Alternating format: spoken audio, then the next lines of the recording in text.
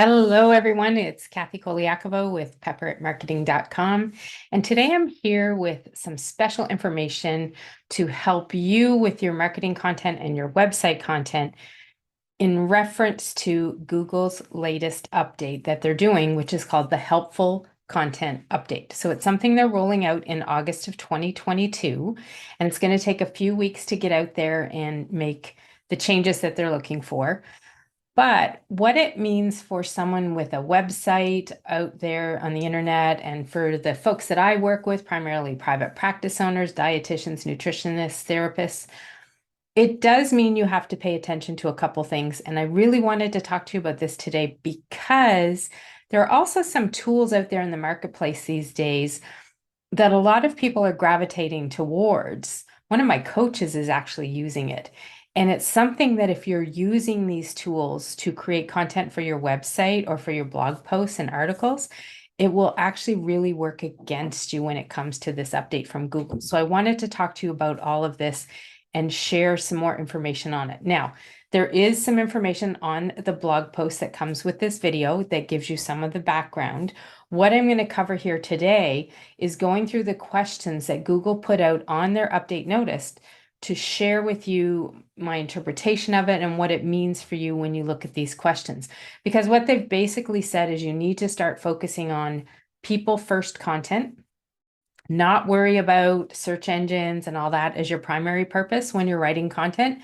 They basically want you to put out there what I've been telling people to put out for years: helpful, useful, relevant content. Content that your ideal client wants to read, wants to learn about, is looking for when they're searching online. Sharing the brilliance and expertise that you have in your area of expertise with information that is geared to help that ideal client of yours. Now, if that's what you're doing, that is fabulous. That's what you want to do. I do want to walk you through these questions to make sure that everybody understands what they're looking for. Okay. And the tools that I was talking about are some of these artificial intelligence tools. So there's a lot of new tools that are coming out, trying to help people with their marketing and help you so that you are not having to create all this content. Now, if you follow my Thrive marketing method, you're not creating a ton of content anyhow. You create one piece of content that you can reuse in different ways for that whatever schedule you have for your consistent new content. But these AI tools, these artificial intelligence tools, what they're doing is you're able to put in and plug into them some information, some basic information, and it kind of spits out an article for you. This kind of content, Google is really saying that's not the helpful content. It's not content that they're looking for. They really want to make sure that it's people focused. They really want to make sure that it's in a conversational tone. That's what they're looking for when they're doing this update. And if it's not what you've got on your website, it could spell a little bit of trouble for you in the way that Google may not want to share your website pages with people looking for stuff online. So we don't want that to happen. So I'm going to walk you through this information here. So the big thing, like I said, that you need to understand, they want you focusing on helpful content to help people, not technical stuff that you're trying to put keywords in there in all sorts of places, and you're spending so much time focused on the keywords and the SEO aspect of it that you're not actually giving content in a way that's useful to people. An interesting thing, one of my coaches that I follow said, and I've been telling people this for years too, is one of the things that's a really good way to proof your content is to read the article back to yourself out loud, because when you hear things, you take it in a little differently. And that's one of the best ways that I teach my members in my programs on how to look back at your content and make sure it has a good flow. Because when you're hearing out loud the words that you've written, it often changes how you take it in there. And that's where I find I do a lot of editing when it comes to my content. So I'm going to walk through these questions for you, where if you're finding this video and you haven't seen the article, I have a link to the blog under it so you can get some of the background information as well, because that's going to be key for you in understanding this here. So basically what we're looking at, when Google is doing this update, they want to make sure that they're rewarding the content where visitors feel that they're getting that useful information that they're looking for. So they have put together a bunch of questions that talk about some specific things that they are looking for in this update. So going through these questions, you'll be able to understand what they're really looking for or not.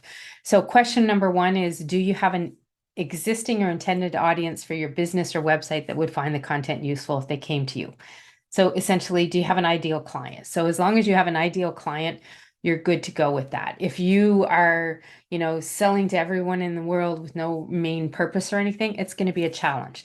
Knowing your ideal client is one of the key pillars in the Thrive Marketing Academy that we focus on and what we teach. So, and any business coach out there, a marketing coach, or anybody will tell you your marketing will be a lot easier if you have a defined ideal client and a niche of people that you're looking for.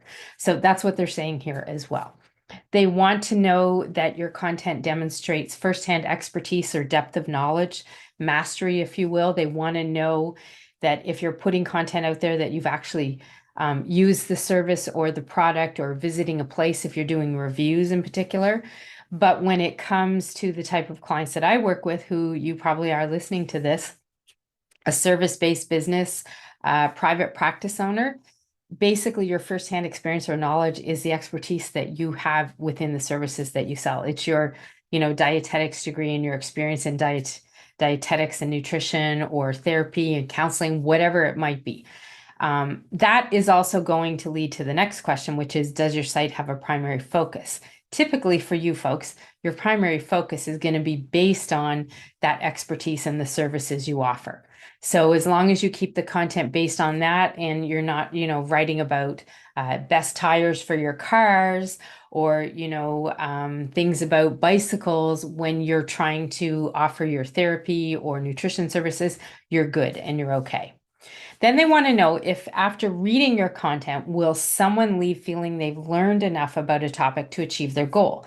So what they're saying there, and that kind of combines in with, will someone read your content and feel like they, when they're done, have a satisfying experience? Those two questions are really geared at, are you giving them the answer they're looking for? Are you, if they're searching for something and your article on your blog or your website page comes up, will it give them the answer they're looking for? So you have to make sure that they're going to get that information there. And again, that's what I've always called the HERC factor in marketing, helpful, useful, relevant content. That's what they're looking for here. And it's something I've been teaching people for years and years to do. So that is important. They also have a question about keeping in mind their guidance for core updates and product reviews. So they have some very specific rules on core updates, product reviews, and following along with that information. So you definitely want to look at that. I have a link to this helpful content update that I'm looking at here and reading on my screen, and you can see that question, and they have a few links that you can go and visit that. That's really important, especially if you're doing a product review. It kind of goes back to the, if you're reviewing a product and you've never used it, it's not going to be helpful. I find those all the time when I'm looking for, people are asking me, should I use this program or service or that one or whatever. Oftentimes you'll look for reviews out there, and you can tell if they're affiliate links in it and people that have really used something, or if they're just using the content to put out there to get people to click their link and buy and get the affiliate sale. Okay, so those are the main questions they have at first. And then they have some questions that are specifically focused on avoiding creating content for search engines first. So they want you to take this people first approach, which is great. Okay, it's not that you ignore the SEO, but that shouldn't be what leads what you put into the content on your website. So if your content is geared primarily to attract the search engines, not people looking for a problem online, you're probably going to have a bit of an issue with that. If you're producing content on a variety of topics that are just going to perform well in a search result versus content based on the topic, your area of expertise, again, that's probably going to be a bit of a problem. Here's where the AI tools that I was talking about will come into play. They want to know if you're using extensive automation to produce content on many topics, and are you mainly summarizing what others have to say without adding much value? Are you writing about things simply because they seem trendy and you wouldn't necessarily write about them for your audience? So these three kind of fit together in the way of, if you're not creating content that is actually meant to help your ideal client and put it out there, and it's words coming from you, kind of like your brilliance coming out of your head in the way of the content you put on your website, they're going to probably see that. I'm 100% sure their algorithms will be able to tell if articles and content have been put together by AI, because some of those artificial intelligence tools are actually pulling snippets that they're finding on the website. So there's so much automation in here and algorithms involved. You really want to avoid that aspect of it, okay? So that's going to be really important for you to do. They also want to know, are you going to leave people feeling like they need to do more searching to get better information? So this is where, are you solving their problem, in the other question comes into play.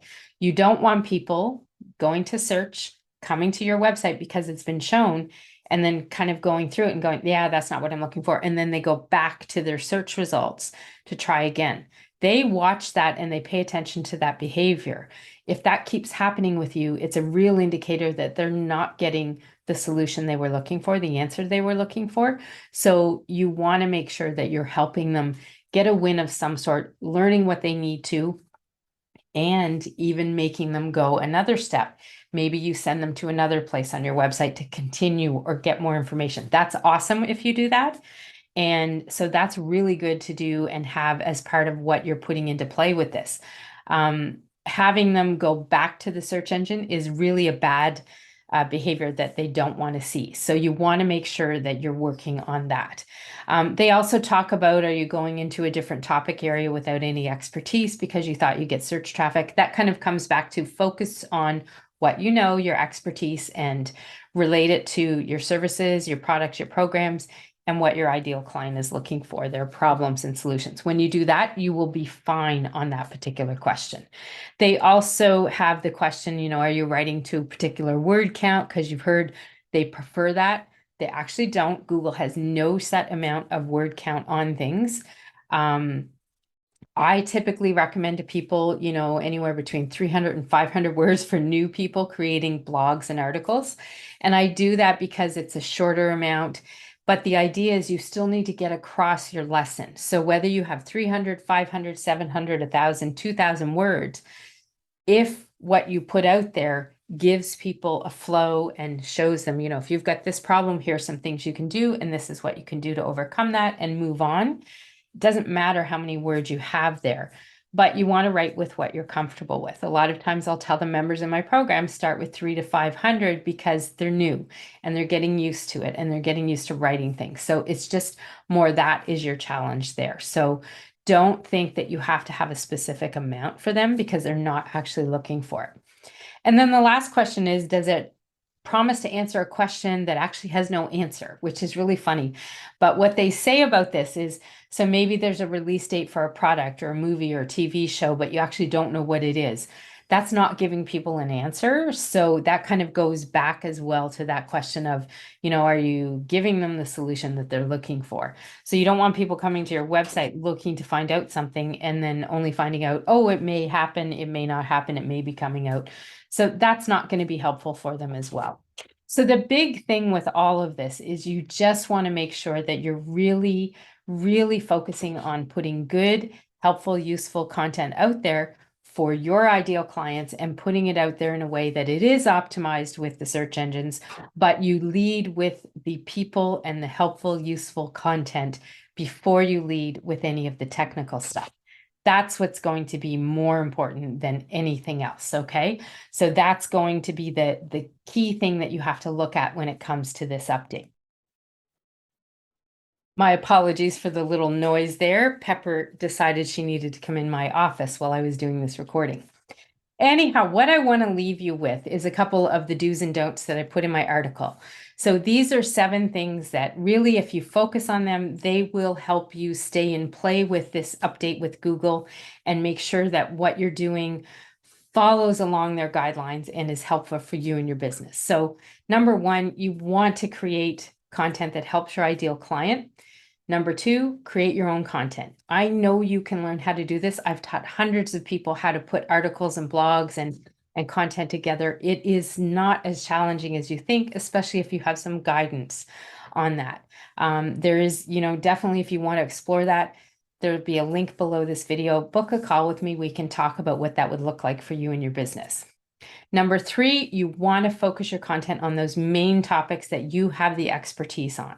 This is typically going to be related to your services, your products, and your programs, okay? Number 4, you want to make sure you include calls to action in there. And we've been talking about this recently in the blogs and articles that I've been putting on my website, because calls to action give people that next step of something to do. And it's a really good practice to have calls to action in your content so they take another step on your website and go to another page versus leaving and going back to the search engine results and trying again. So having those calls to action will help you as well. Number 5, and these are the 3 do nots, okay? So do not use artificial intelligence instead of your own content. Really learn how to do that. Don't pull content from the internet and get that kind of information out there that really isn't you. Most times with the folks that I work with, people are buying you and your expertise. So just what you really have to think about with content for your website is it's just a matter of taking some of the things you might say or do or tell your clients and just put it into written word or in video form as well, or audio. So the other thing is don't post content just for the sake of posting content. More is not better if the quality is not good, okay? Your content that you put out there needs a purpose. One of the things we teach in the Thrive Marketing Academy is creating a bucket of topics that would be helpful for your clients. And then when you create some subtopics in there, a lot of times you can line up an entire year of newsletter and blog articles, and it helps you stay on track and stay with that focus of the topic that you want to be writing about. And don't leave people hanging with answers that they wanted. You want to make sure that what you put out there gives them the next step, helps them with something, gives them some sort of conclusion of some sort. You definitely want to make sure they're not heading back out and going back over to Google to the search page and trying to find another answer to their question because yours wasn't helpful enough. So really following all this along, and it is not rocket science.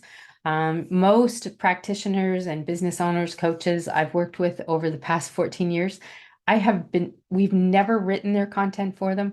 I show them how to do it and how to put it together in a format so that it's easy to do, easy to put together, and easy to get formatted and published on their website and in their newsletters as well. And then we transfer all of that by a streamlined process into social media and online marketing content too. So if you're looking for help with that, definitely book a quick call with me. We can talk about ways that you can move forward and what options I might have to help you get to that place where you can learn to write your own content and put it out there as well. Really, this content, the system that I teach, you kind of create one article and it becomes a base of your entire cycle of new content there. So it's not challenging, it's not hard. And when you learn to do that and have it in a way that you've got it streamlined like that, and it's simple and easy for you to do and make happen, then you're automatically going to be following these guidelines that Google is looking for and making sure that they are happy with what you've got on your website and showing you to more people in the search results. So I hope that helps you understand a little bit more about Google's helpful content update that's happening here in August and September of 2022. And if you do have any questions, I'll have some links of ways that you can reach out to me below this video. There's also going to be a link to the article on my website that has a bit more information about this as well. Make sure you follow those 7 steps. Look through the blog post as well. I've got links to it all below this video to help you out there. And most importantly, remember, following these steps is not really challenging if you have some guidance on what to do. However you get that guidance, you want to make sure you're doing it so that Google is happy with your website and showing it to people versus not showing it at all. This is Kathy Colaiacovo with pepper@marketing.com. And just remember, all you have to do is add the Herc factor to it. Helpful, useful, relevant content. You do that and Google will love the content on your website.